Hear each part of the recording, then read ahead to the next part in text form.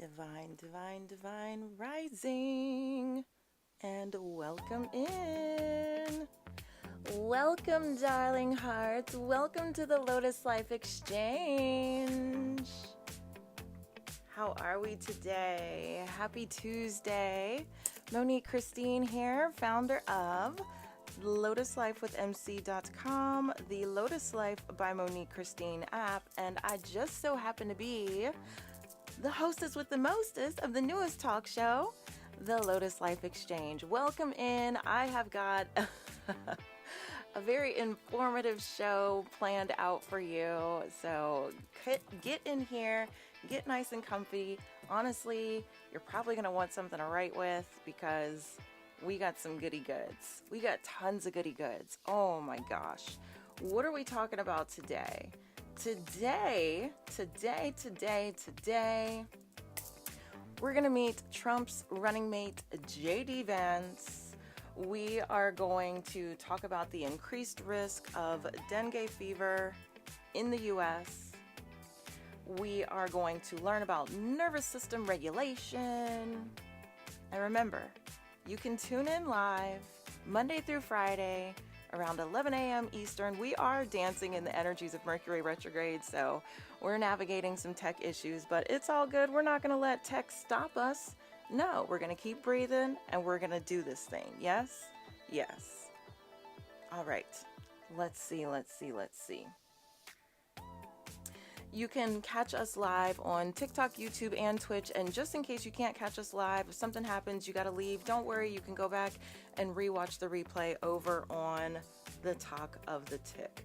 Speaking of tech issues, that is not my magical intro. This is my magical intro. But don't worry about it. It's all good.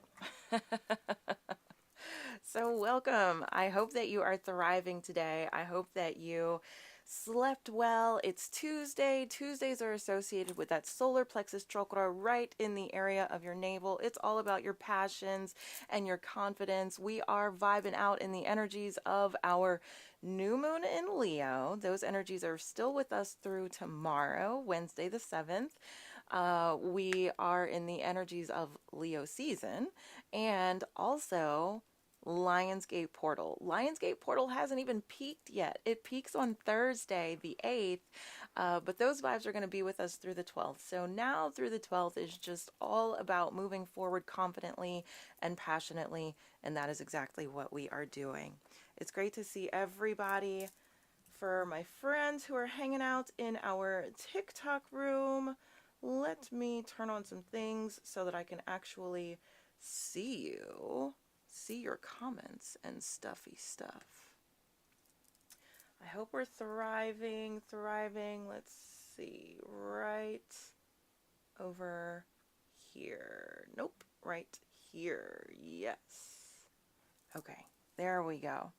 So welcome in. Excuse me. Like I said, we have got a very informative show planned out. So what do you say we get into it? Shall we? As Ace Ventura would say, shalln't we? Yes, we shall, darling hearts. Yes, we shall. All right. Let me go ahead and turn that down just a smidgy poo so I am not shouting at you. I love you, but I never, ever, ever want to shout at you. Let's go ahead and move that away a little bit, too. I'm excited today, so let's not shout at the people. Okay. All right, so first things first, we are going to get into those political news updates. Yesterday, I was dropping the deets on the general election in 2024. Oh my goodness gracious. Let me get my things over here. All right. So, yesterday we talked about the election. Okay, we got crystal clear on when the election is. Election day is November 5th, November 5, 2024, and that is 92 days from today. Okay, 92 days until the general election. The first absentee and mail-in ballots, they go out in 31 days. Oh my gosh, yes.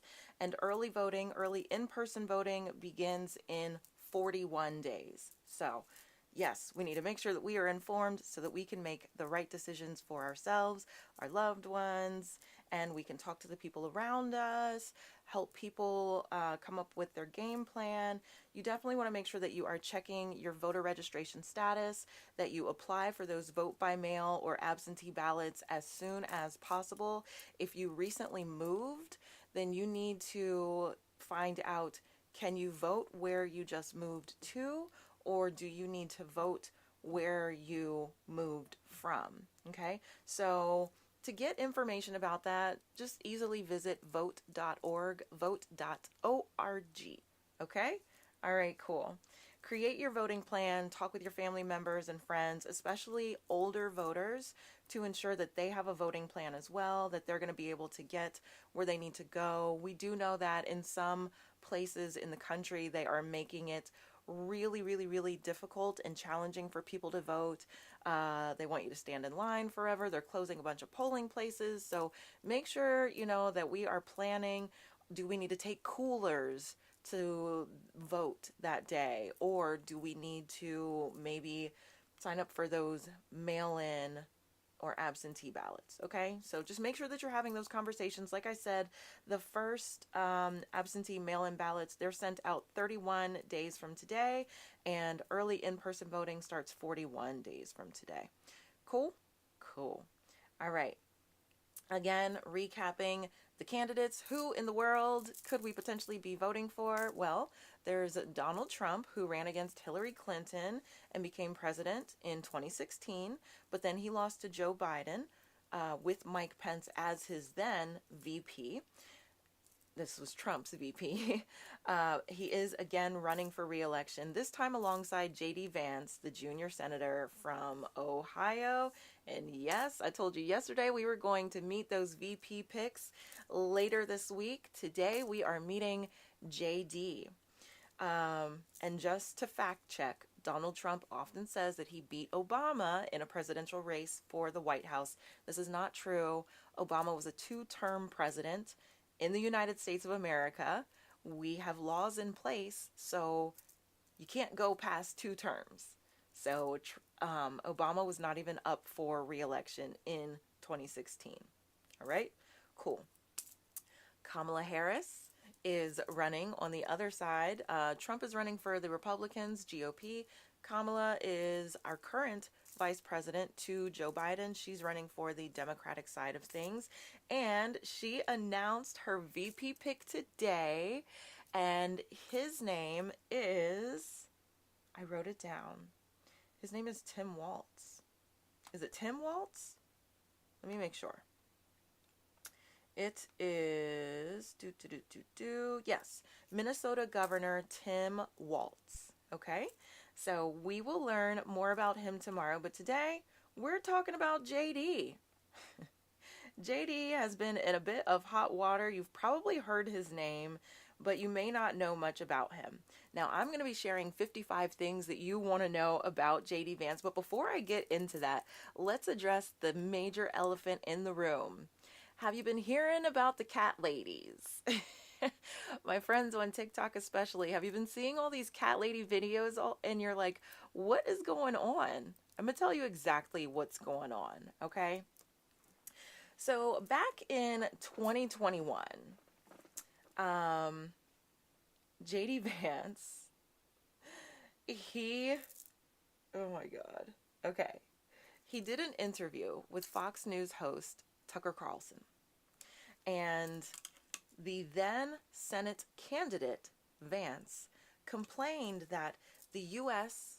was being run by Democrats, corporate oligarchs, and, I quote, a bunch of childless cat ladies who are miserable at their own lives and the choices that they've made, so they want to make the rest of the country miserable too. Whoa, really? Okay. And his quote continues, it's just a basic fact. You look at Kamala Harris, Pete Buttigieg, AOC. The entire future of the Democrats is controlled by people without children, he continued. And how does it make any sense that we've turned our country over to people who don't really have a direct stake in it? Okay, so that's the tea. Now, he was already facing scrutiny as Trumpy's newly minted running mate, in part for his stance on various family policies. For instance, he has called falling U.S. birth rates a civilizational crisis, and he advocated in very recent years that adults without children should pay higher taxes and have fewer voting rights. So their votes, their individual vote, should count as less. Now, the way that it is in the U.S. right now, one person, one vote. JD feels that if you don't have any children, it should be one person, 3/5 of a vote. We also know that in the United States of America, it used to be that people of color were considered 3/5 of a person. So that lets you know where he is. Wait until we get into the 55 things you need to know about him, okay? You might find yourselves gooped, gagged, and gobsmacked. But his cat lady comments, amplified online by VP Harris's presidential campaign, they did not land well, to say the least. And if you scroll through TikTok, I feel like you can't even open TikTok without coming across at least one video about a cat lady. The cat ladies have arrived, and I saw a video the other day that the cat men have stepped up too. Oh, snap. All the cat people. Now, first, many people took issue with the accuracy of his comments, okay? Harris, Kamala, while she does not have biological children, she is the stepmother of 2 children, now in their 20s, who famously call her, are you ready for this? They call her Mamala. Ugh. Can you stand it? I can barely stand it, but I love it. Yes. And their biological mom, Kirsten Emhoff, has publicly decried the baseless attacks and credited Kamala for being, and I quote, a loving, nurturing, fiercely protective, and always present, end quote, co-parent over the last decade. Okay? Ella Emhoff, one of the daughters, also defended her stepmom in a post on social media, writing, I love my 3 parents. Now, I have a mom, I have a biological father, and I was blessed to have a stepfather. He's in heaven now. Anybody who hangs out around me and you hear me talk about my dad or my papa, I'm talking about my stepfather. He's the one who stepped up and stayed in my life. And even after he and my mom divorced, he still stayed in my life. He was there when I gave birth to my son. He actually flew me back to Ohio when I was pregnant with my son. He is the one who my son knows as his grandfather. So it doesn't matter if you share common DNA alleles with someone or not. Being a parent is more than just DNA. Being a parent is being present. And even though my dad was always on the road, he was touring with musicians, he made it a point to let me know that he cared. He called me all the time. When he was in town, he spent time with me. Spoiled me rotten, which is neither here nor there, but it's fact. Um, Toys for Us, as I used to call it, was our place. But at the end of the day, I knew he had my back. He called me baby. Everybody who knew my dad knew about me, and then when I had my son, everybody knew about Lucky. That's his nickname for my son. So, it doesn't matter whether or not they are your biological children. It matters whether or not you are present, whether you are supportive, whether you are loving, nurturing. Okay? That's what matters. So I just wanted to put that out there.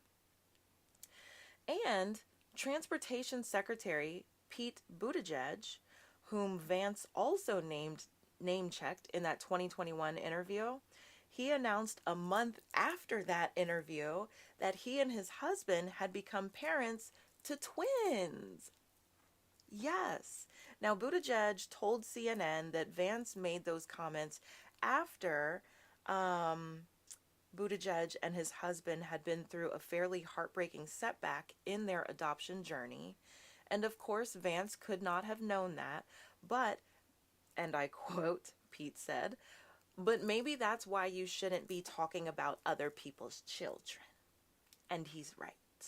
Okay? So, that's present.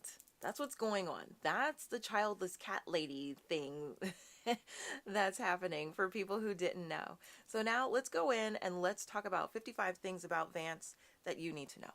55 things about JD Vance that you absolutely want and need to know. All right? So, I live in Cincinnati, Ohio. JD Vance is from Ohio. But I'll tell you right now, he is not popular in Ohio. His Senate seat was bought, and we'll get there. Okay? All right. So, the first thing. I'll be the first to admit that I've accomplished nothing great in my life, Vance wrote in the introduction to Hillbilly Elegy. Hillbilly Elegy. This was his best-selling 2016 memoir about his life growing up in a working-class family in post-industrial Ohio. Girl. I am not a senator, a governor, or a former cabinet secretary.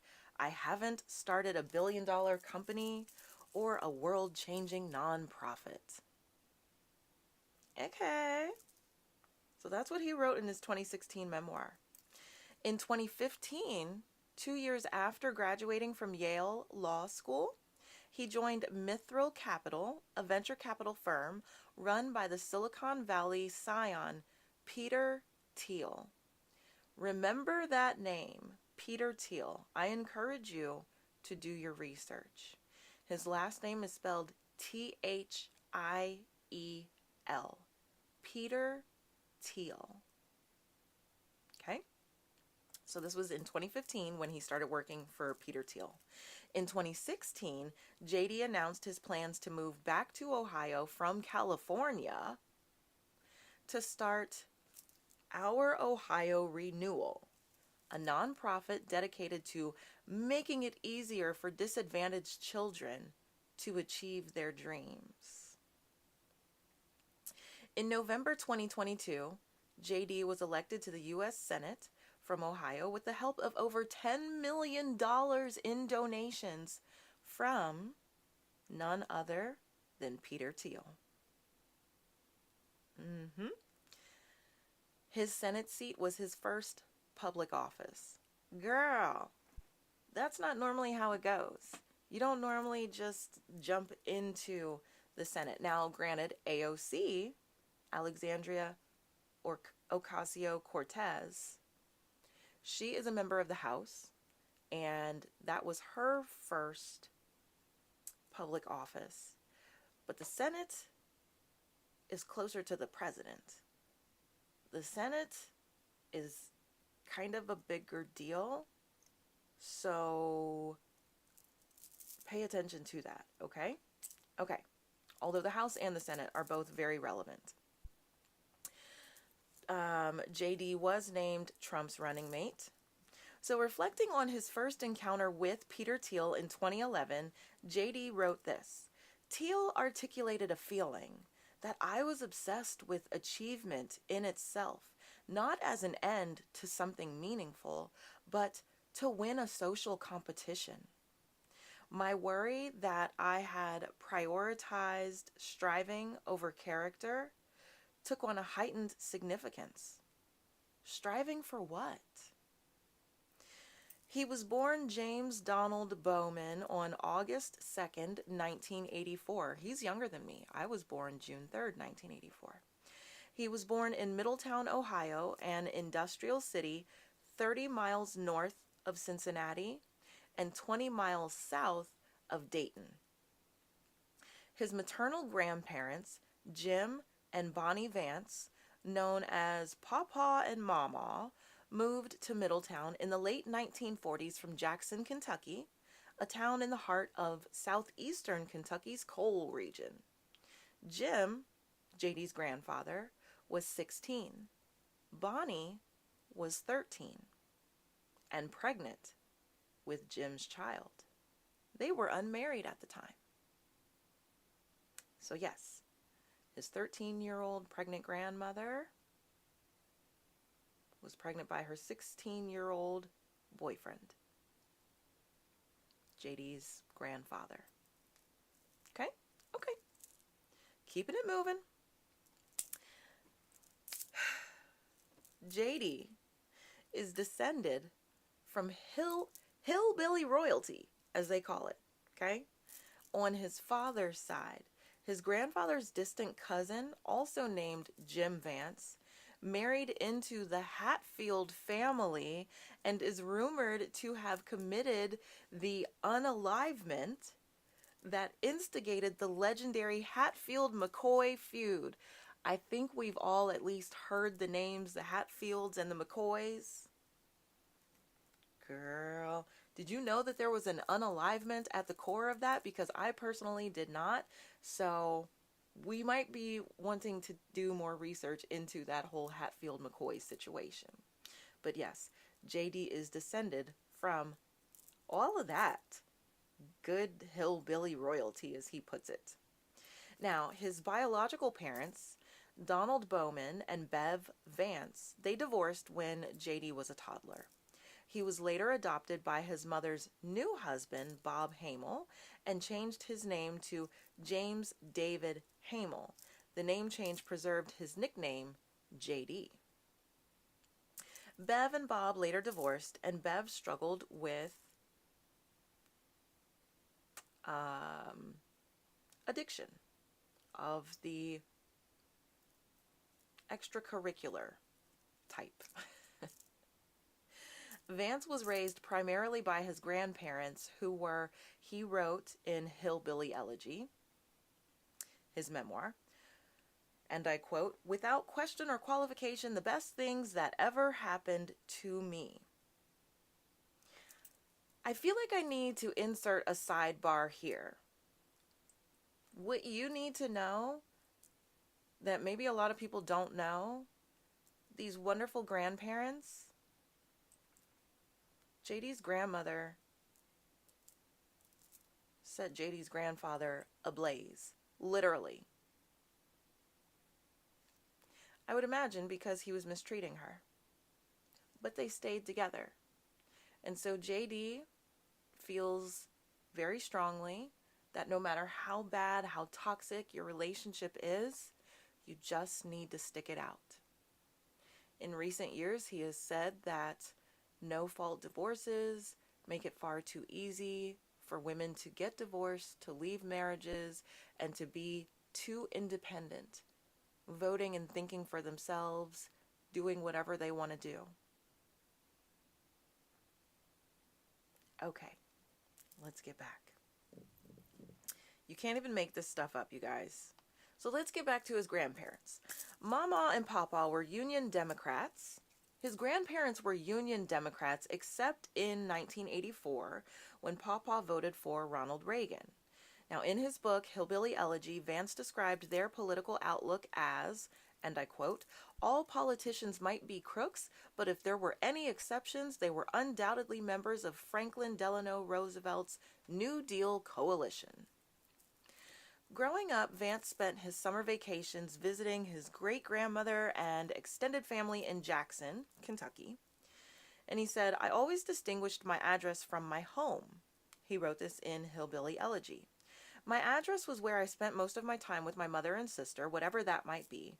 But my home never changed. My great grandmother's house in the holler in Jackson, Kentucky. To understand me, you must understand that I am a Scots-Irish hillbilly at heart," he wrote in his memoir. This Scots-Irish legacy entailed, and I quote, "many good traits, but also many bad ones." Please listen up, because this next part is important. "We do not like outsiders or people who are different from us, whether the difference lies in how they look, how they act, or, most importantly, how they talk." Blink, blink, blink, blink, blink, blink. After graduating from Middletown High School in 2003, he enlisted in the Marine Corps and served in Iraq as a corporal with the Public Affairs section of the 2nd Marine Aircraft Wing. "I served my country honorably, and I saw when I went to Iraq that I had been lied to, that the promises of the foreign policy establishment were a complete joke," he has said. Mind blown. Yeah, it keeps going. We're only at number 15 of the 55 things to know about him. I just want to put that in perspective. We have 40 more wonderful things, facts, that we're going to cover. So let's keep going. He graduated from Ohio State University with a degree in political science and philosophy before enrolling at Yale Law School in 2010. While at Yale, he attended a talk by Peter Thiel, the man that he worked for, that donated the $10 million to his Senate campaign. Yeah. While at Yale, he attended a talk by Thiel about technological stagnation and the decline of American elites. He saw these two trends as connected, Vance later recalled of his first encounter with Thiel. If technological innovation were actually driving real prosperity, our elites wouldn't feel increasingly competitive with one another over a dwindling number of prestigious outcomes. Vance has called Thiel's talk the most significant moment of his time at Yale. Vance began working on a memoir while at Yale at the suggestion of his mentor and Battle Hymn of the Tiger Mother author, Amy Chua. "I thought the idea that I could write a meaningful book was kind of arrogant and presumptuous, but then I started writing little things here and there," he has said. Another significant moment of his time at Yale, meeting Usha Chilukuri, his future wife, and the mother of his 3 children. The couple married in 2014 and held a separate ceremony where they were blessed by a Hindu pundit. Chilikuri went on to clerk for, so Chilikuri, that is his now wife, Usha. So we'll just keep it simple, Usha. Usha went on to clerk for Supreme Court Chief Justice John Roberts and then D.C. Circuit Judge Brett Kavanaugh. Does that name ring a bell? Brett Kavanaugh, Me Too movement, Dr. Christine Blasey Ford, everyone was up in arms. Don't elect him to the Supreme Court. And the GOP did everything in their power to get him elected. But those of us, especially those of us who are part of the Me Too movement,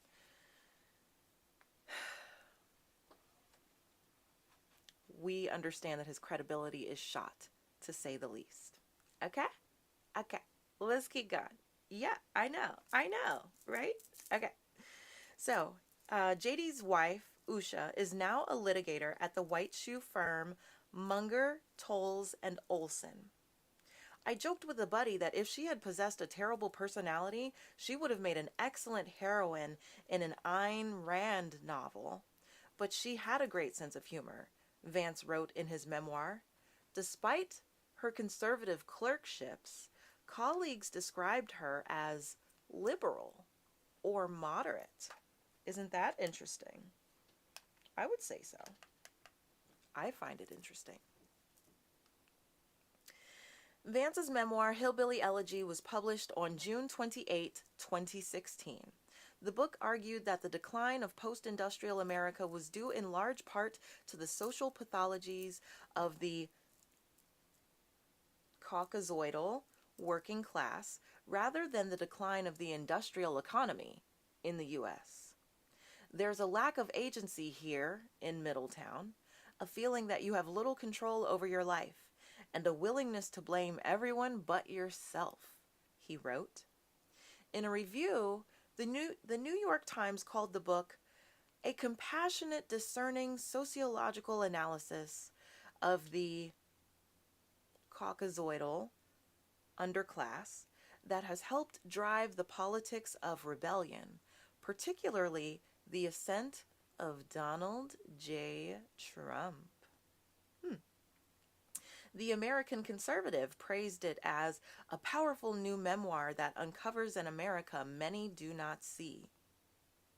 The New Republic trashed it as little more than a list of myths about welfare queens repackaged as a primer on the Caucasoidal working class.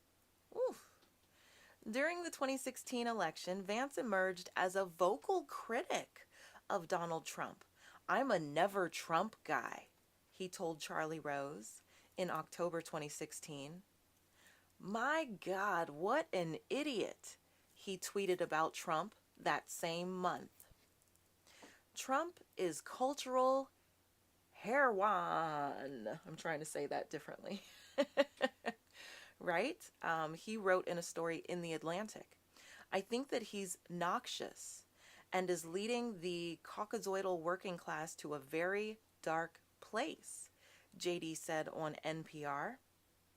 I go back and forth between thinking Trump is a cynical asshole like Nixon who wouldn't be that bad and might even prove useful, or that he's America's Hitler. He wrote to a friend in February 2016. He ended up voting for independent Evan McMullin in that election when Trump was running against Hillary.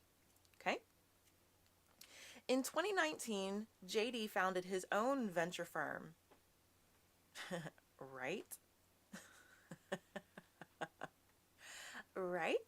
In 2019, JD founded his own venture firm, Naraya. Girl, listen to this part. Like, again, you cannot make this stuff up. In 2019, he founded his own venture firm, Naraya, based in Ohio. Like Thiel's firm, Peter Thiel, named Palantir, Naraya was named after a fictional object from J.R.R. Tolkien's Lord of the Rings books. Okay. Fantasy much? Okay. During the Trump years, Vance says he came to support Trump's policies and was radicalized by liberals' angry reaction to Trump. If you even acknowledged that there were reasonable things that Donald Trump was saying, there was this complete overreaction, he has said. Overreaction? I don't think so. He was baptized into the Catholic Church in August 2019. At the time, he credited his conversion to his exposure, via Peter Thiel, to the writings of the French philosopher René Girard, whom Thiel studied under at Stanford University. Girard is most famous for his theory of mimetic desire, that human beings imitate the desires of their peers, ultimately giving rise to rivalries and violent conflicts that are resolved by scapegoating a common enemy.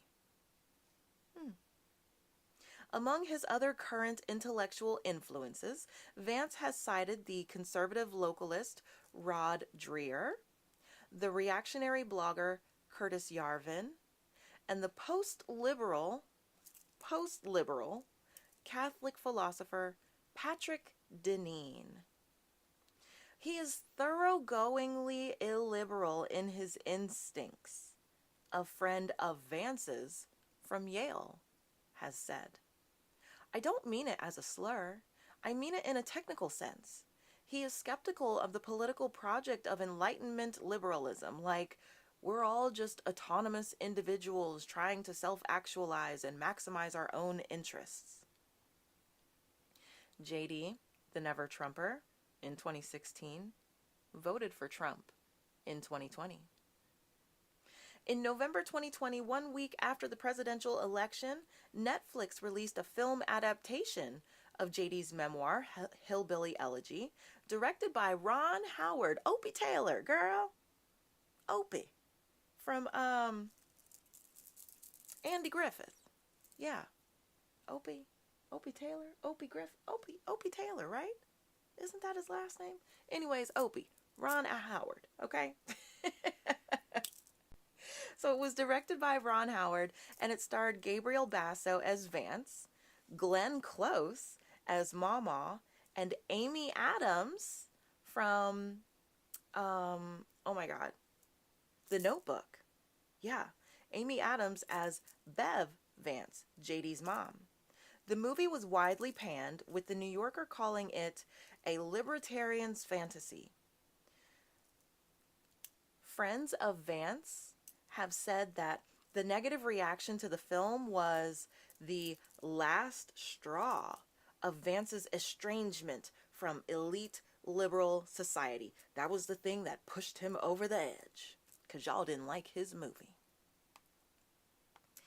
On July 1st, 2021, Vance announced his Senate campaign in Ohio. I regret being wrong about the guy, Vance said about Trump several days later on the campaign trail. I think he was a good president. I think he made a lot of good decisions for people, and I think he took a lot of flack. He later added, he's the best president of my lifetime. Excuse me, but boy, good and thee bye. In April, listen to this, okay? In April 2022, Trump endorsed Vance. JD is kissing my ass. He wants my support so bad, Trump later said. Woo! With friends like these, you don't need anybody else. Vance's primary supporter inside Trump world was Don Jr. His most prominent supporter in the conservative media, Tucker Carlson. His biggest donor, Peter Thiel, to the tune of $10 million. Peter Thiel bought JD's Senate seat. I don't know that I can disrespect someone more than JD Vance, Mitt Romney told his biographer in 2022 as Vance was running for the Senate. On November 8, 2022, Vance beat Democratic Congressman Tim Ryan in Ohio 53% to 47%, underperforming other statewide Republicans by 11 points. So it's not like we were crazy. Well, I'm not a Republican. I didn't vote for him. But it's not like even the Republicans were excited about him. Okay? Again, Peter Thiel bought that seat. In his victory speech, Vance thanked his mama, his grandmother, the lifelong Democrat, right? Except for that one time in 1984 where Grandpa voted for Reagan. Okay, yeah. So in his victory speech, JD thanked his mama. And I quote, "You're not always going to agree with every vote that I take, and you're not going to agree with every single amendment that I offer in the United States Senate, but I will never forget the woman who raised me," he told the audience. In the Senate, JD has emerged as a dogged defender of Trump and the standard bearer of the new right, a loose movement of young conservatives trying to push the Republican Party in a more populist, nationalist, and culturally conservative direction. His most ambitious legislative initiatives have risen from partnerships with progressive Democrats.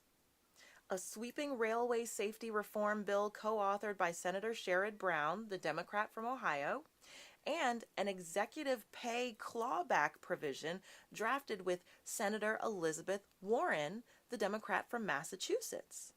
Neither bill has received a vote on the Senate floor. JD is a leading critic of the U.S. support for Ukraine. I gotta be honest with you, I don't really care what happens to Ukraine one way or another, Vance told Steve Bannon in an interview in 2022. He has suggested that the Biden administration is allowing fentanyl to cross the southern border as part of a deliberate strategy to unalive Republican voters. If you wanted to unalive a bunch of MAGA voters in the middle of the heartland, how better than to target them and their kids with this lethal fentanyl? It does look intentional. It's like Joe Biden wants to punish the people who didn't vote for him. Boy, what are you even talking about? Well, let's keep going. We're almost done. In June of 2023, JD put a hold on all Biden administration appointments to the Justice Department to protest the indictments of Donald Trump. Let me read that again for you. In June of 2023, JD put a hold on all Biden administration appointments to the Justice Department to protest the indictments of Donald Trump. He has called Trump's hush money trial in New York a, and I quote, threat to American democracy.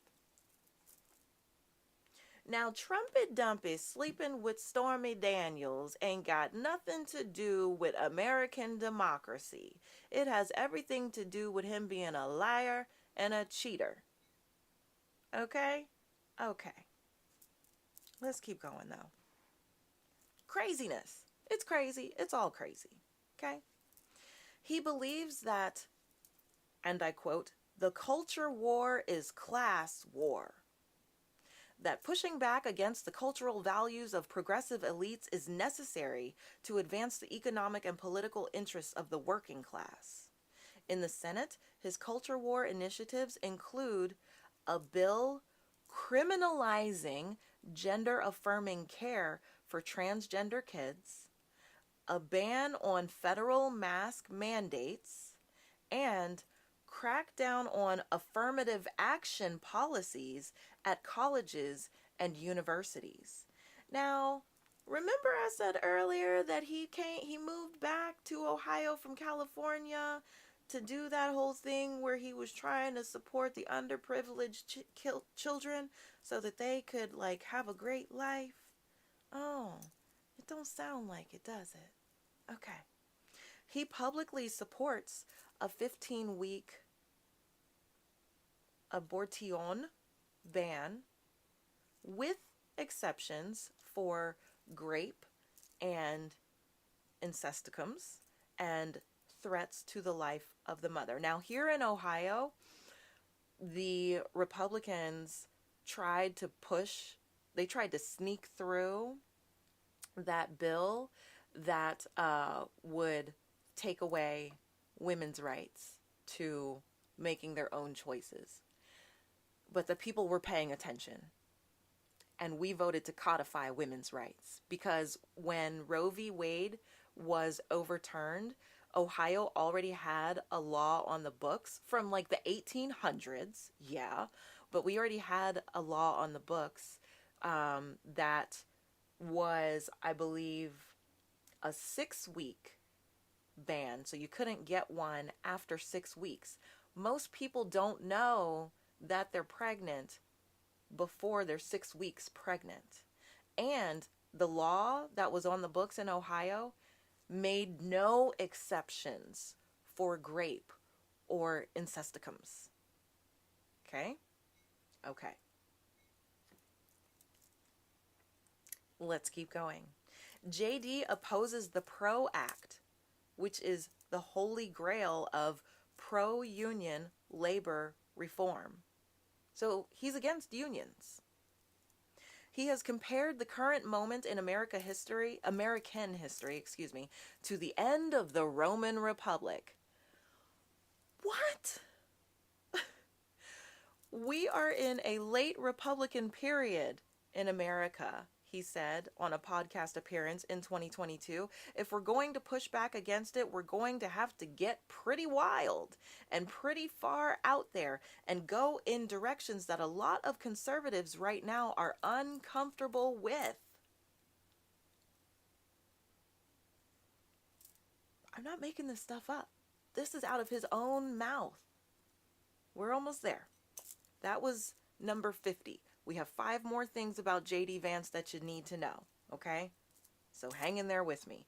Yes, we are going to meditate like a mofo today. I got you, booze. He has said that if he had been in Mike Pence's shoes in 2021, he would not have certified the results of the 2020 election. If I had been vice president, I would have told the states like Pennsylvania, Georgia, and so many others that we needed to have multiple slates of electors, and I think the U.S. Congress should have fought over it from there, he said in February of this year. Okay? This guy is running for office. He wants to be Trumpy's backup. Okay? Okay. He has encouraged Trump to defy the Supreme Court if the justices prevent him from firing executive branch officials.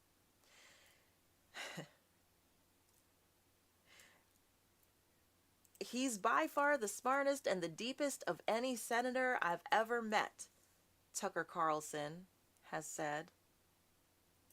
I'm sure he'll run for the presidency one day, said Steve Bannon. And here's the last one. Trump will at most serve 4 years in the White House, Vance has said. There's a big question about what comes after him. So, now, hopefully you have a better understanding of who J.D. Vance is. How he's not loyal to anyone or anything. He's an opportunist. And he doesn't care about anybody. He doesn't want women to be free thinkers. He doesn't want us to be able to have say over what happens to our bodies. He already said it, that he comes from a long line of people. Let me see if I can find that. A long line of people who don't like outsiders. They don't like outsiders. Where was that one? Yeah, we do not like outsiders or people who are different from us, whether the difference lies in how they look, how they act, or most importantly, how they talk. Those are his own words. I'm here to give you the facts. Those are the facts about J.D. Vance. Okay? Yeah, he's tripping, to say the least. Let me check in and see our TikTok comments because the chat has been blowing up with these facts, right? Blink, blink. Yep, all doing the blink blinks. Mind blown. Wow. Bringing facts to the table. Lord have mercy in my grandma voice. Yep. That's the whole issue across the U.S. Doesn't matter. Exactly. Doesn't matter the skin, rich and poor. Yep. A couple of comments were filtered. Exactly. We even had, Eternal Life the Alchemist, a man in our chat, sharing why these people don't like women. That's wild. Exactly. What is the whole thing with them not liking women? Mm. Thank you, Katya, darling. Thank you for the gifties, my lovey loveys. Thank you for the support. Yeah, he's tripping. Exactly. Thank you. Thank you. Thank you. But his wife is a person of. His wife, Usha, is a person of color. She's not Caucasoidal. Her name. Listen to her name. Usha Chilukuri. She's Hindu. What do you mean? What are we even talking about? And JD has daughters. Usha, girls, blink twice if you're being held against your will. Oh my gosh. You can't even make this stuff up. So this is who Trump chose as his VP pick. If he gets back in the White House, we know what Trump wants to do. Don't worry, we're going to talk about Project 2025, okay? We're just getting to know the people this week. I believe next week we'll be able to dive into Project 2025 if we don't already start it by the end of this week, okay? We got a lot to cover. But don't worry, we're going to get through it all, and I'm going to do my best not to overwhelm you. So, that's what you need to know about JD Vance in this very moment, okay? Yep, exactly. Exactly. Yeah. Women will not be safe, especially those who look like us. We will not be safe. And honestly, nobody will be safe. Okay, so let's shift gears. Let's shift gears. Those are the political news updates for today. That's what you need to know, all right? Let's talk about dengue virus. Woo! Dengue virus, also known as dengue fever. Yeah, you ever heard of that one? You guys, we actually need to worry about it in the United States of America.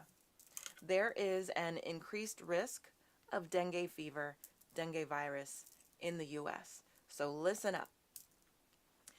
The CDC first issued their health advisory June 25th of this year to notify healthcare providers, public health authorities, and the public of an increased risk of dengue virus, also known as DenV, infections in the United States in 2024.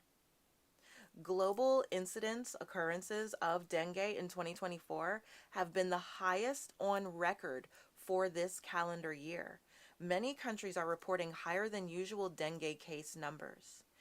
In 2024, countries in the Americas, North, South, Central America, have reported a record-breaking number of dengue cases, exceeding the highest number ever recorded in a single year. Okay? From January 1 to June 24 of this year alone, countries in the Americas reported more than 9.7 million dengue cases, twice as many as in all of 2023, which was 4.6 million cases. So it has more than doubled since last year. That is why we all need to listen to this, okay? In the United States, Puerto Rico has declared a public health emergency with 1,498 cases. On the island of Puerto Rico itself, 1,498 cases of dengue fever, and a higher than expected number of dengue cases have been identified among U.S. travelers. 745 cases from January 1 to June 24 of this year. That is just a 6-month time period, y'all. Dengue is the most common arboviral disease globally. It's caused by 4 distinct but closely related dengue viruses. dengue 1, dengue 2, dengue 3, and dengue 4. The dengues are transmitted through bites of infected Aedes species mosquito vectors. So dengue fever is transmitted through mosquito bites. Okay? Infection with one dengue generally induces lifelong protection against infection from that specific dengue, but it only protects against other dengues for several months to years. Okay, so if you get infected with dengue 1, then you should build up a lifelong, what's the word I'm looking for? A lifelong immunity to it thereafter. But as far as dengue 2, 3, and 4 go, you may only be protected for a few months or years. Okay? Let's see. Dengue is a nationally notifiable disease in the United States. 6 U.S. territories and freely associated states are classified as areas with frequent or continuous dengue transmission. You need to listen very closely to this, especially my travelers. Okay?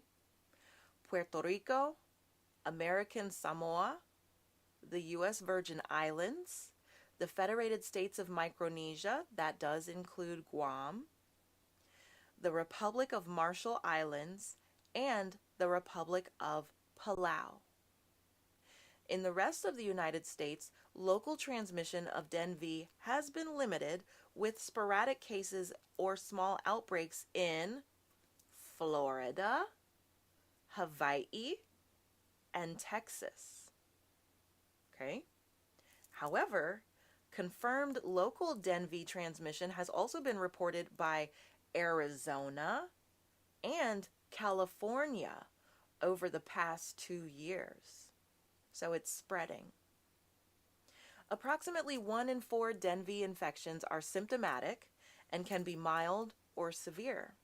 Symptoms begin after an incubation period of 5 to 7 days, and it ranges 3 to 10 days.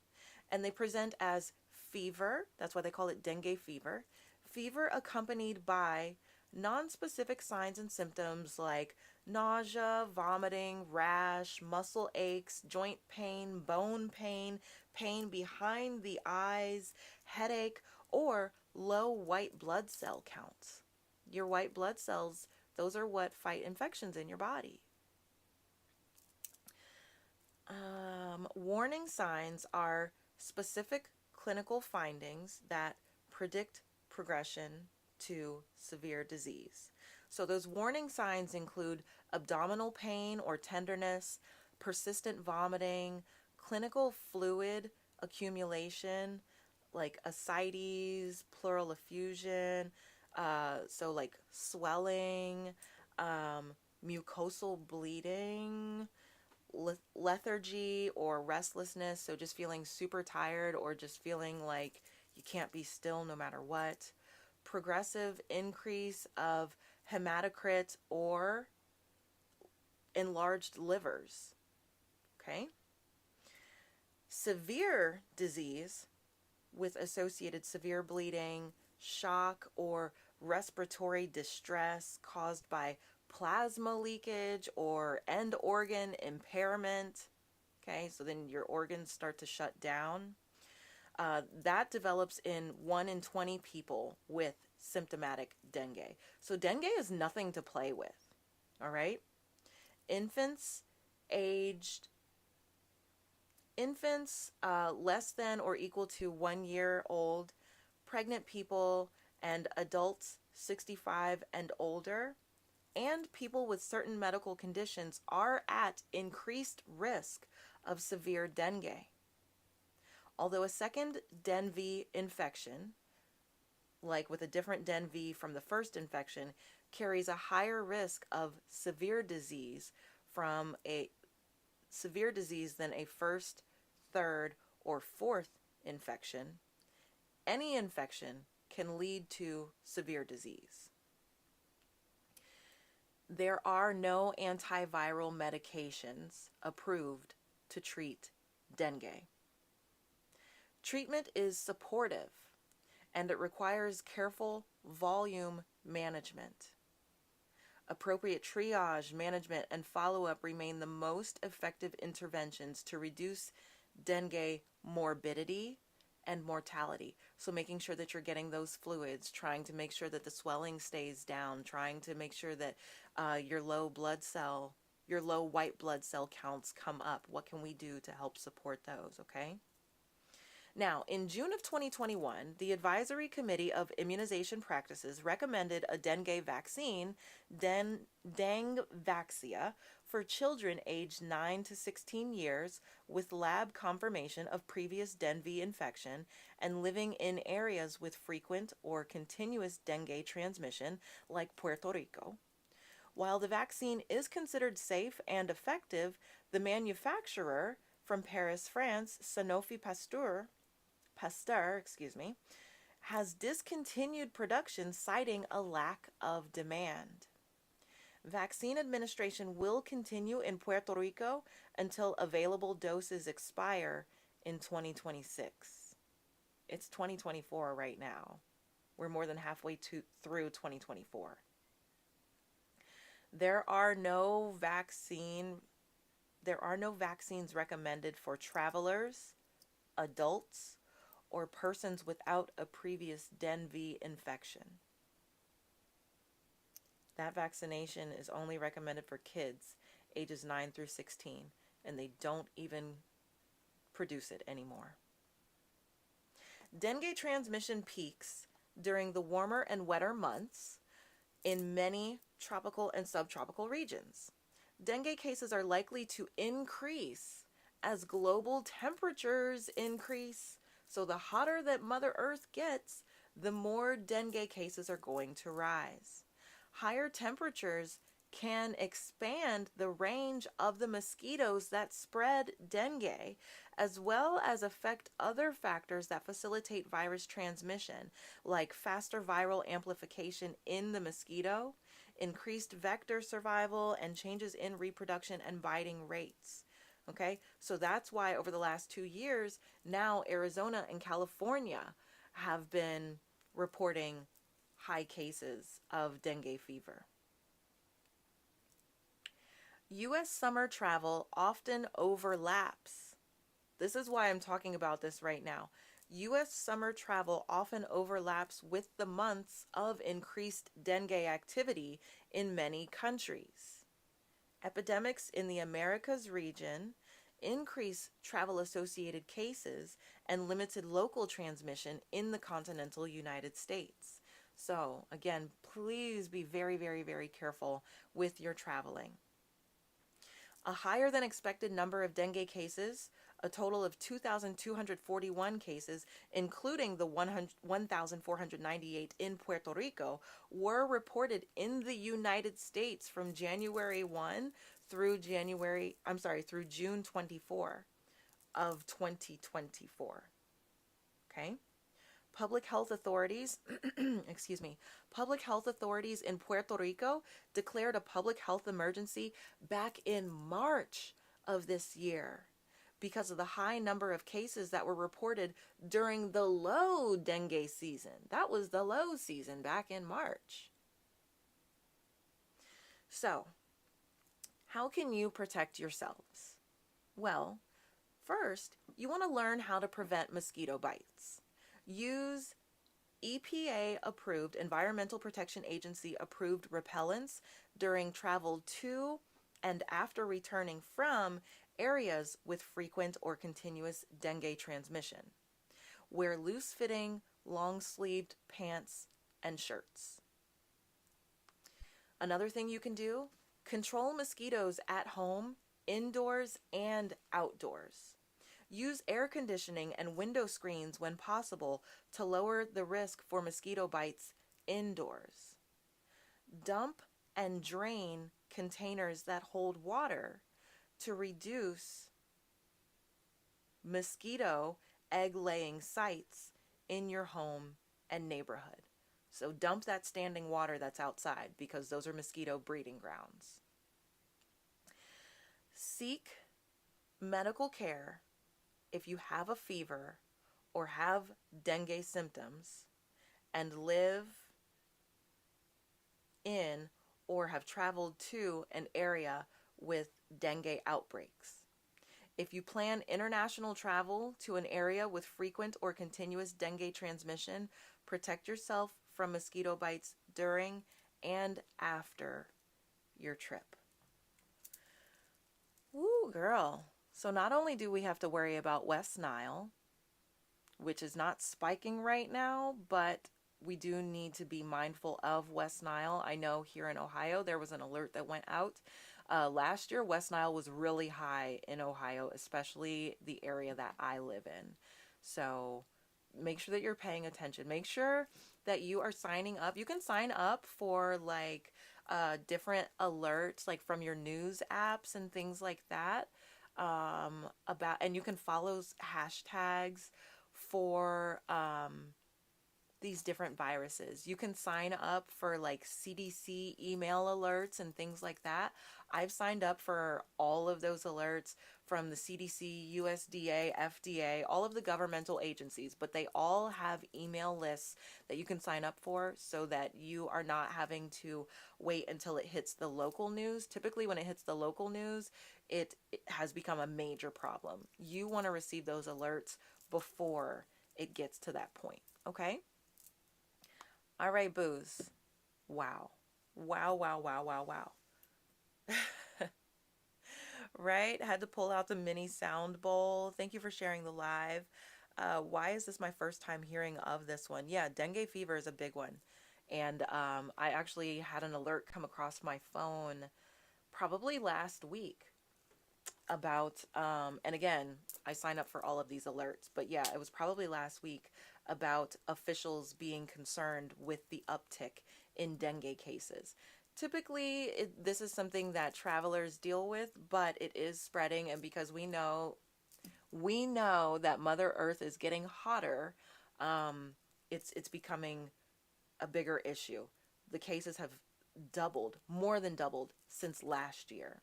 So just make sure that you're protecting yourselves, dumping that standing water that's outside. You're using that mosquito repellent, okay?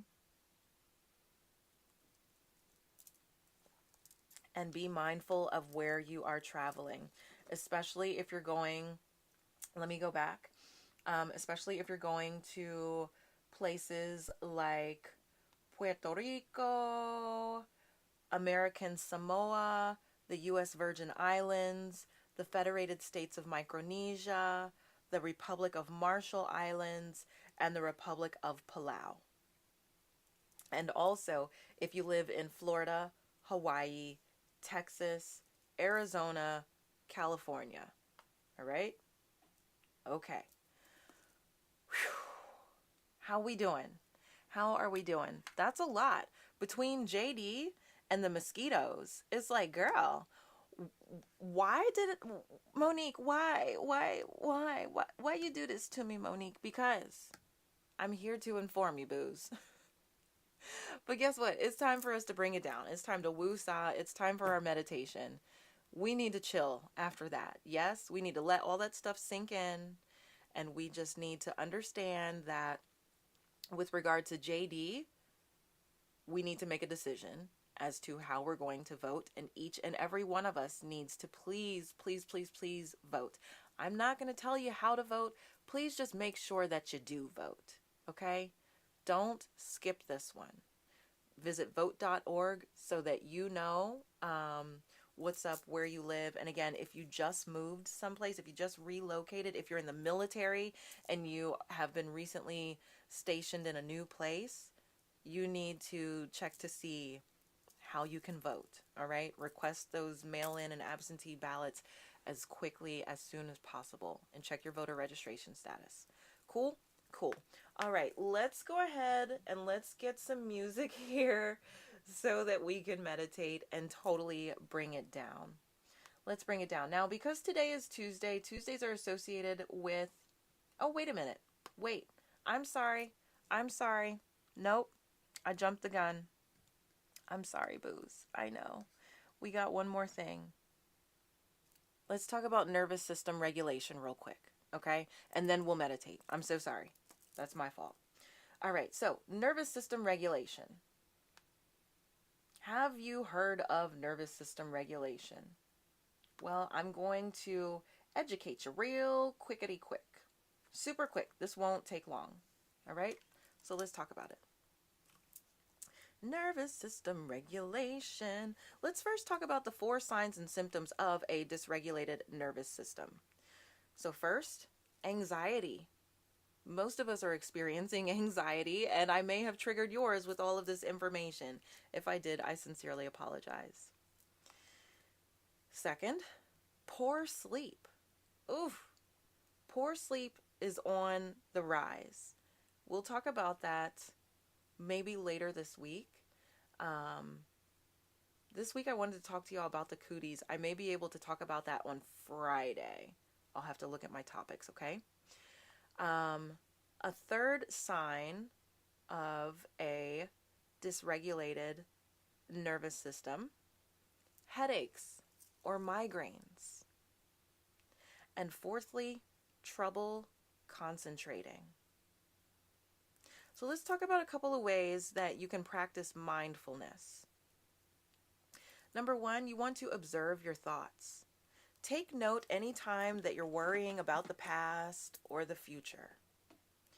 Notice your thoughts without judgment and gently bring yourself back to the present moment. Something else you can do, engage your 5 senses.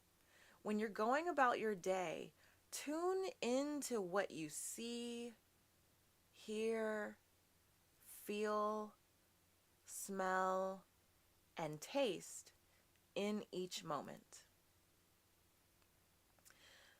Thirdly, mindful eating. Eat meals free of distractions. Put all your attention on your food, appreciating the subtle nuances of flavors. We'll talk more about mindful eating later this week. And let's see if you like this one. Try single tasking. Right? You hear multitasking all the time, but try single tasking. Resist the urge to multitask and do one task at a time. Whether that's driving, doing the dishes, or sipping a cup of coffee. We got to slow down. We got to bring it down, okay? So those are 4 beautiful ways that you can practice mindfulness. So what is nervous system regulation? Well, a healthy nervous system is flexible, meaning it shifts from survival mode back to safety with relative ease. Fight, flight, freeze, back into rest and digest. Okay? Our modern life throws stress at us every single day. On top of that, thanks to our fast-paced lives, most of us do not carve out enough time to rest and recharge. And I'm going to call myself out on this one because I am underslept. I did not hit my 7 hours, but I am going to take a nap today. So, boom, boom, boom. No wonder nervous system dysregulation has become the norm. Luckily, there are many simple things you can do to restore balance to your nervous system. One of which is grounding. So what is grounding? People talk about grounding all the time, especially now that people are becoming more mindful. They are thinking about, how do we bring the stress down? We're talking about anxiety, all that good stuff. Grounding, also known as earthing. Earthing, yes. Earthing is one of my favorite things to do. This is the practice of making direct contact with the earth. This connects you with the electrical charge of the earth's surface, which can in turn help ground your nervous system. Excuse my tummy for grumbling. Grounding has been shown to reduce inflammation, ease stress, relieve pain, improve sleep, and much more. And best of all, it's easy and free to do. Okay?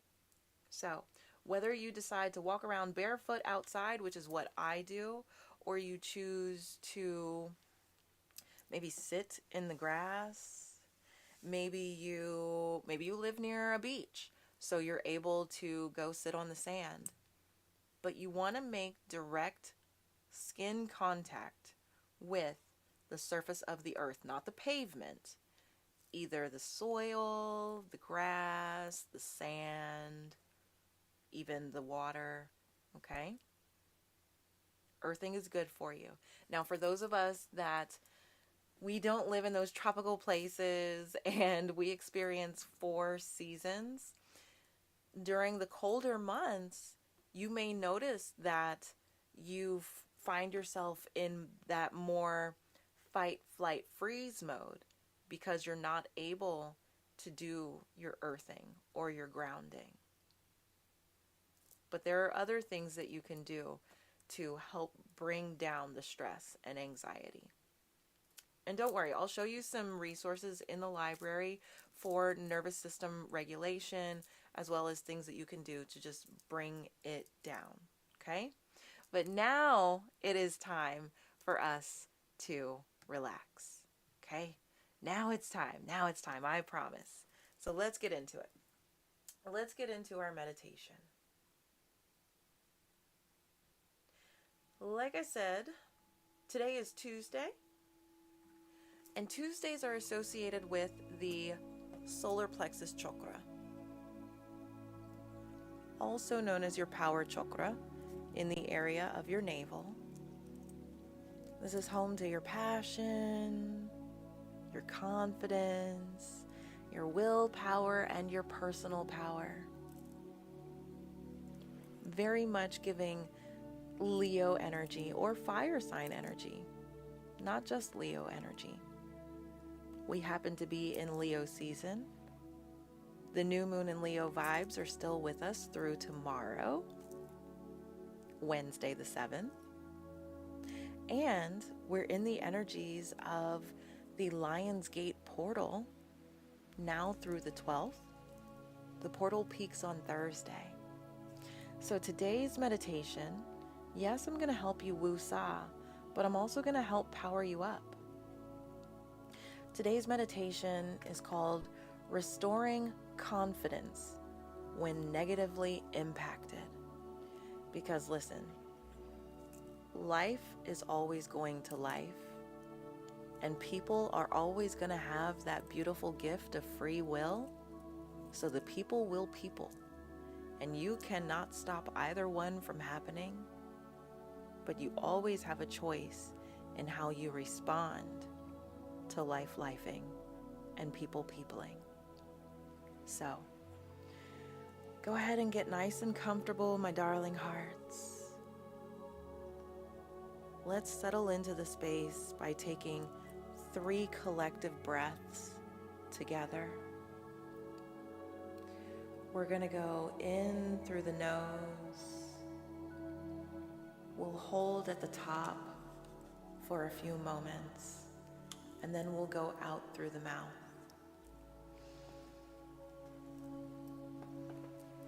So let's do our first collective breath. Ready? Here we go. In through the nose, in. Hold at the top, hold. And exhale through the mouth, let it all go.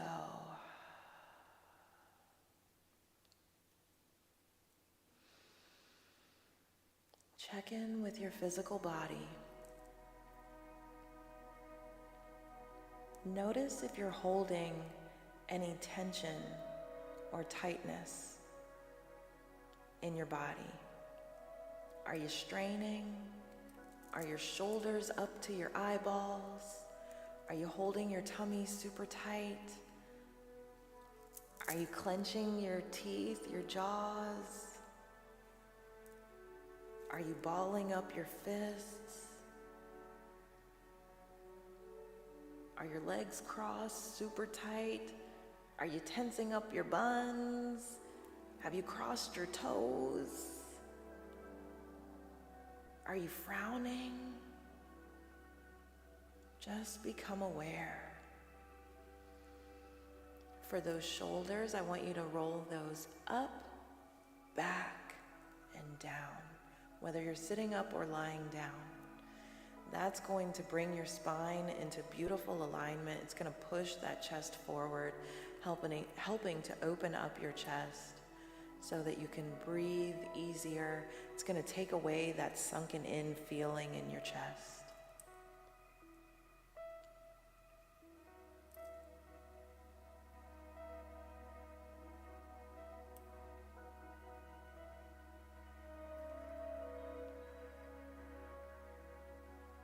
Beautiful. If your mind is really noisy, we call that the monkey mind. Go ahead and stick your tongue to the roof of your mouth. That'll help to quiet things down.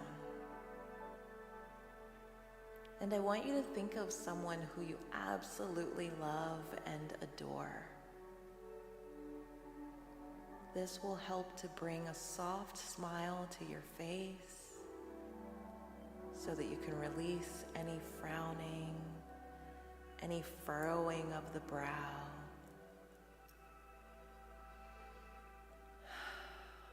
Beautiful. Let's take our second collective breath now.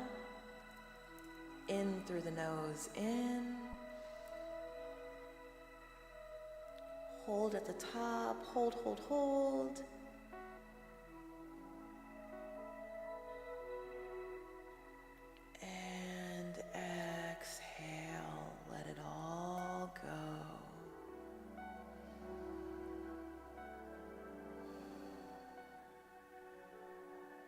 Check in with your breathing now. Are you breathing the short, shallow breaths from your chest and your shoulders? Or are you breathing from your belly and your diaphragm?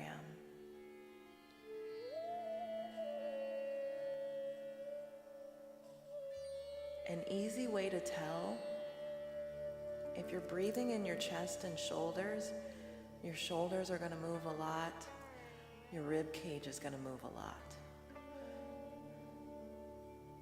If you're breathing from your belly and your diaphragm, the diaphragm is a muscle that lines the bottom of the rib cage. It looks like an upside down smile.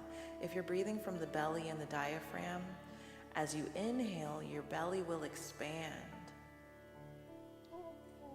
And as you exhale, your belly will come in towards your spine.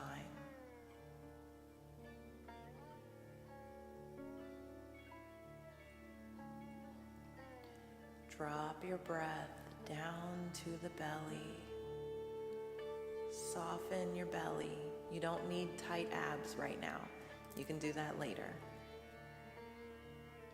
I want you to soften and relax.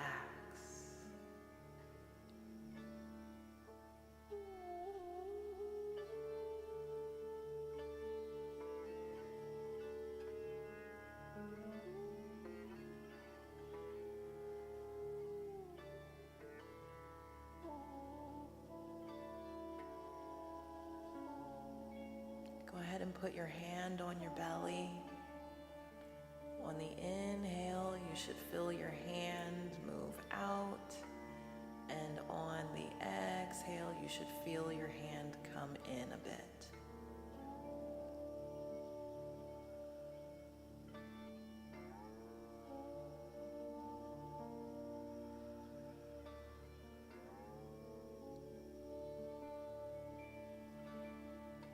Anytime you find yourselves feeling anxious, stressed,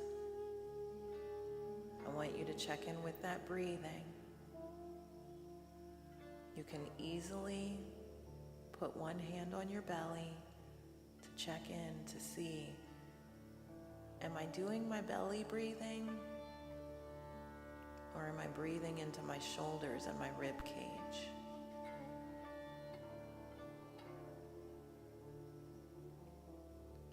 Beautiful. Let's do our third and final collective breath together. So here we go.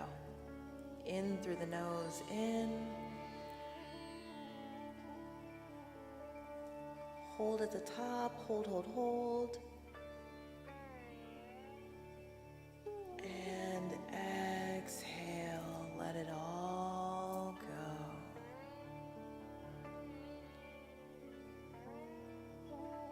Go ahead, relax, get nice and comfy. And let's get into our meditation for restoring confidence when negatively impacted. Go ahead and take a sip of water if you have some nearby.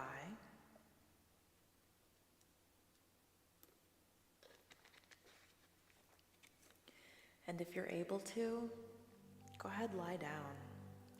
Literally take a load off. If you can't, that's okay. If you're driving or you're at work, just listen and check in with that breathing. Check for areas of tension or tightness in your body and breathe into those areas, flooding them with fresh oxygen that will allow those deeper fibers and tissues to unwind and unravel. And as you exhale, you'll release that tense, still, stagnant energy.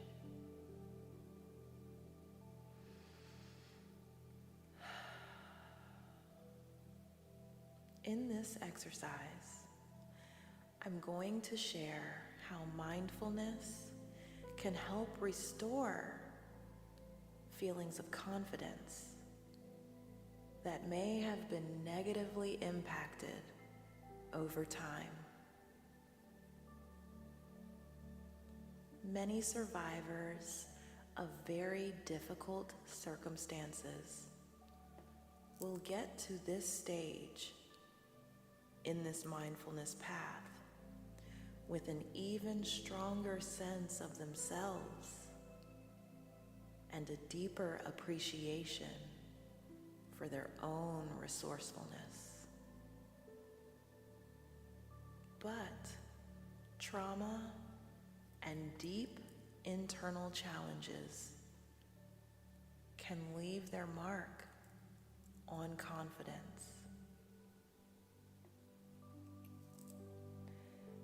Attitudes, relationships, and behavior long after the core wound has healed.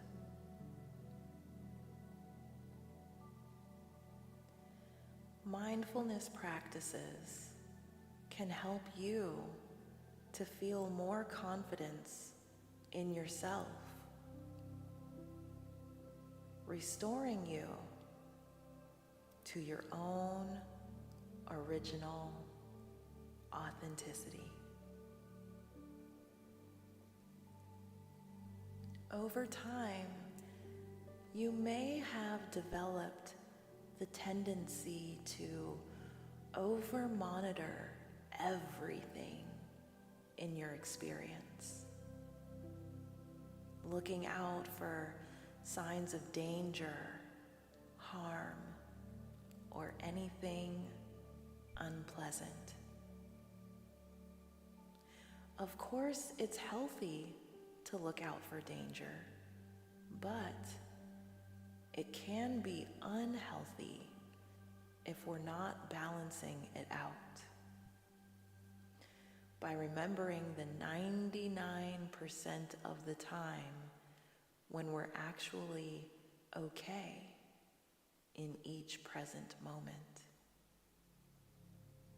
So, if you learn to acknowledge your monitoring without letting it take over, you will stop undermining your confidence in your current state of okayness.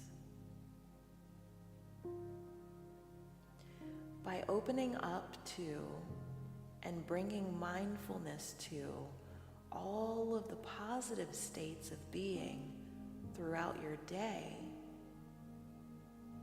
your sense of self-confidence will grow bit by bit, drop by drop, until your water bucket of self-confidence is full and embodied. The more you open up to your sense of being okay in this moment, moment by moment, the more your nervous system will relax. The more embodied you will feel, and the more internal resources you will feel are available to you.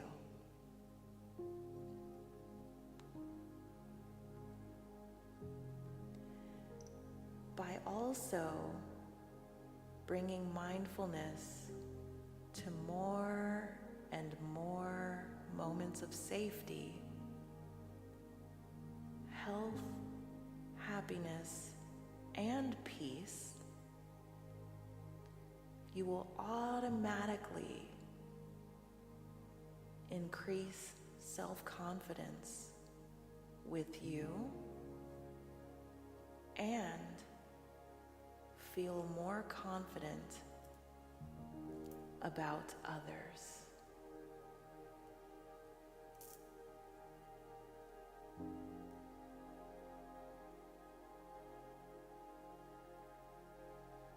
You're okay in this moment.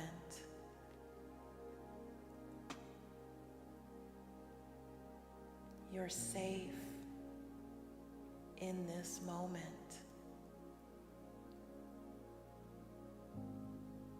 If you're breathing, then there's more right than wrong with you. When you're present, you have resources to choose how you relate to your experience.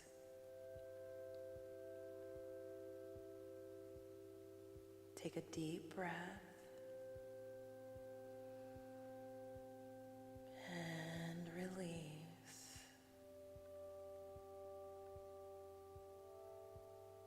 You're okay in this moment too.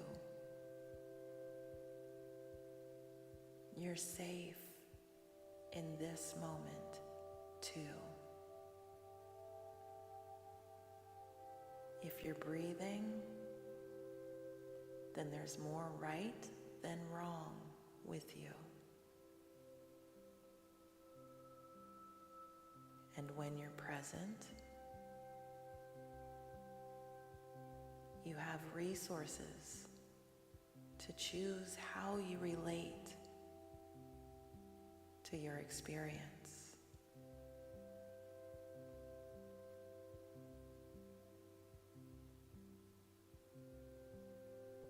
Take another deep breath from the belly, feeling it expand. And release, feeling that belly contract.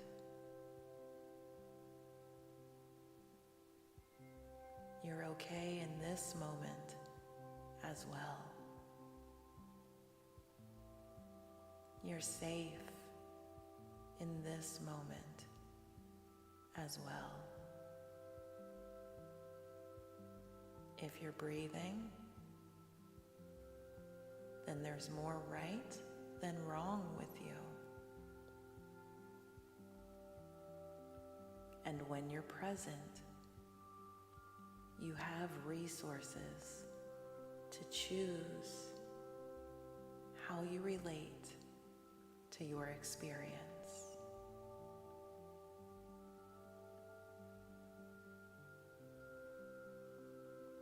take one more deep breath in, feeling that belly expand. And release, feeling the belly come in toward the spine.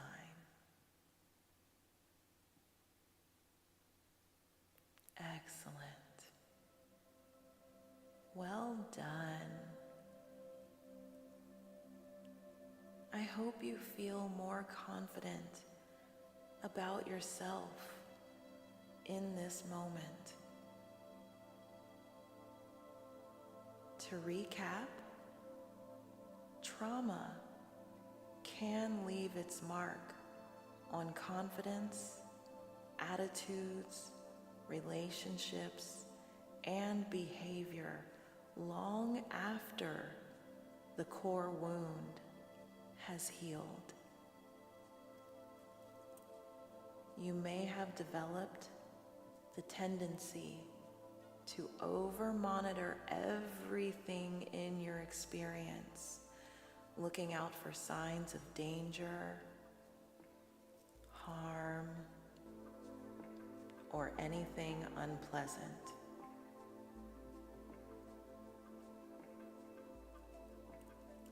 By opening up to and bringing mindfulness to all of the positive states of being throughout the day, your sense of self-confidence will grow bit by bit.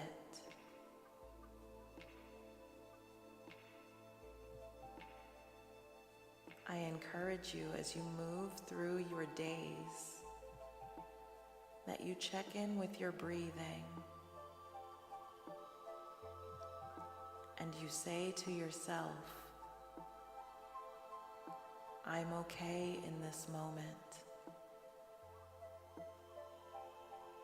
I'm safe in this moment.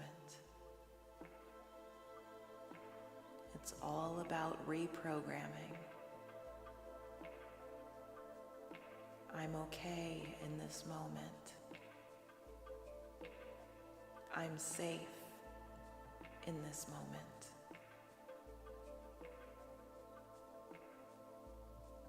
I hope this has been helpful for you. Thank you for your mindfulness practice. Deep breath in.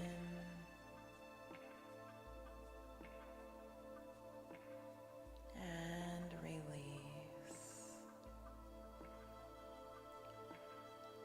Go ahead and wiggle your fingers and toes, those beautiful phalanges, bringing your awareness back to your physical body. And when you feel ready, go ahead and open your eyes.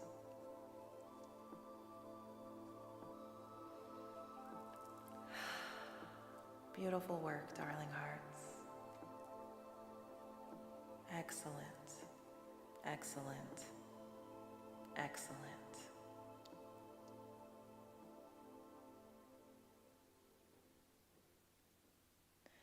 I hope that you are feeling much more relaxed, much more present, and much more confident.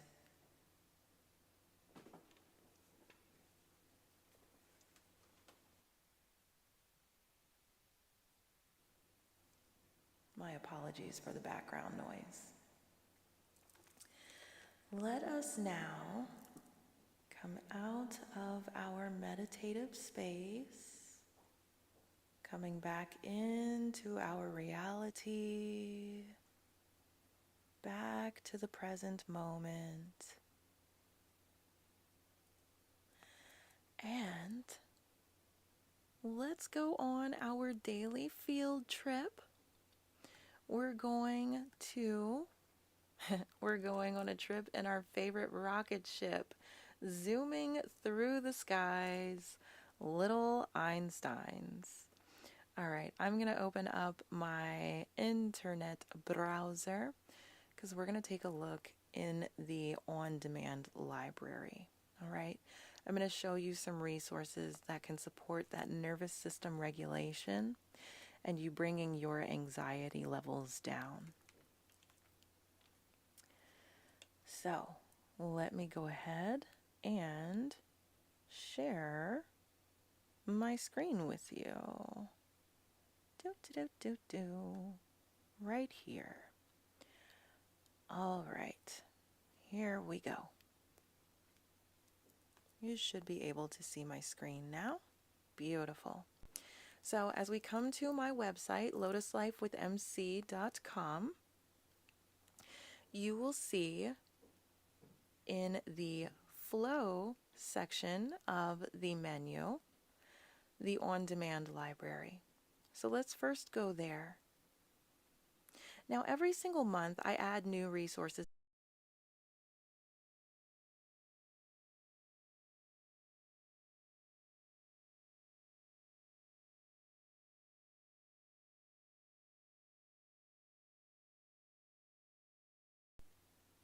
There we go. We're back. Sorry about that.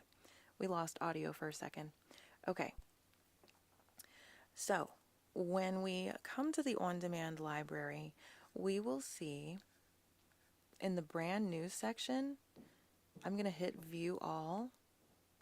Please excuse my mother stomping the runway of the house.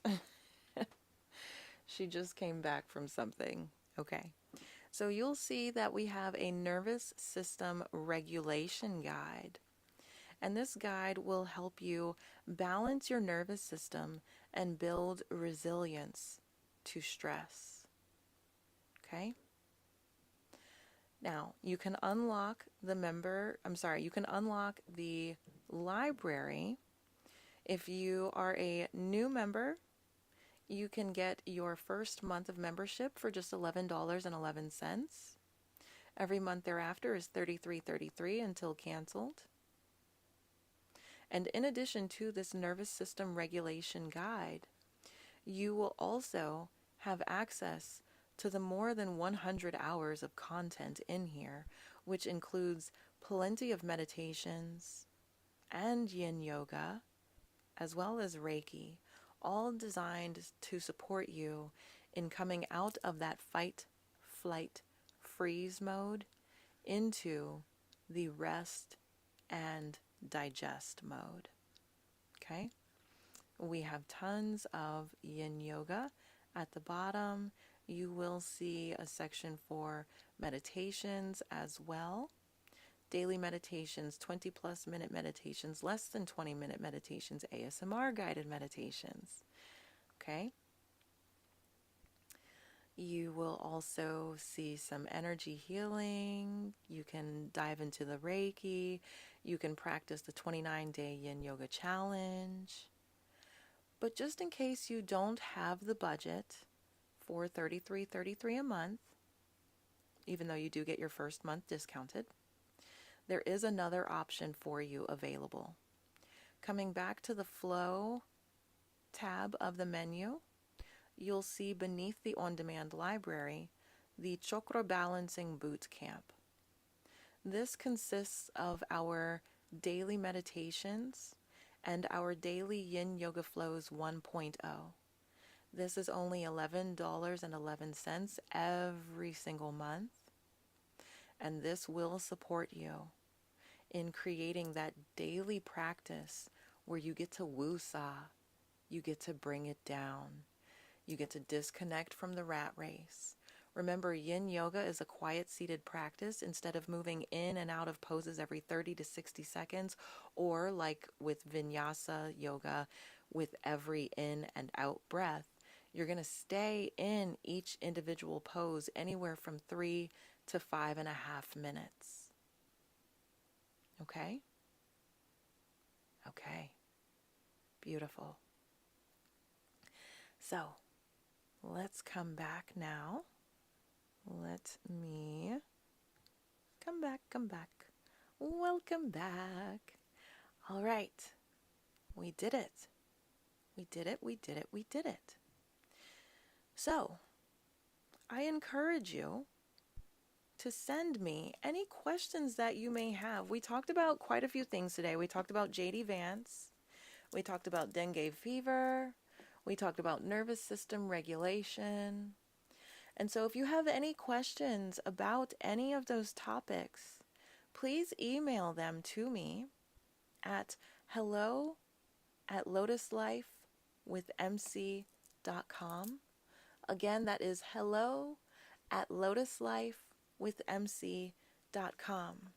Because on Fridays, we do a special segment where I will answer your questions live during the show.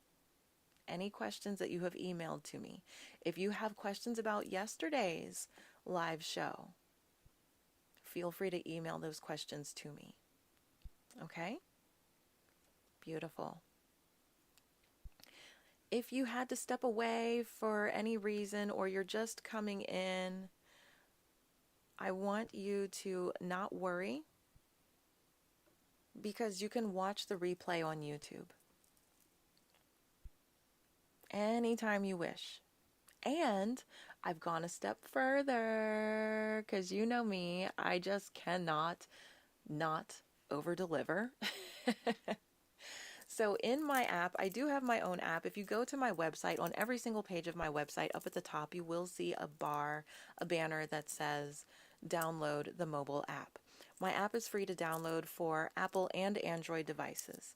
And so what I've done is I've created a program with the replays of the Lotus Life Exchange.